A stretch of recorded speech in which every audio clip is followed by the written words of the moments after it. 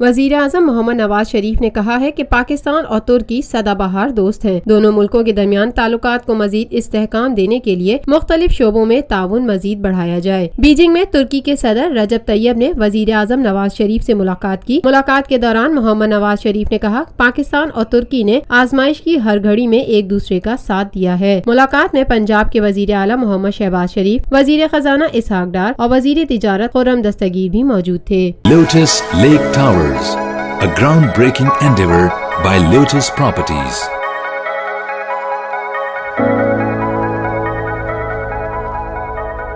ملکی، بین الاقوامی، سماجی، سیاسی، تجارتی، ثقافتی، تفریحی، معلوماتی اور کھیلوں سے جڑی ہر چھوٹی بڑی خبر کا مرکز TNN TV۔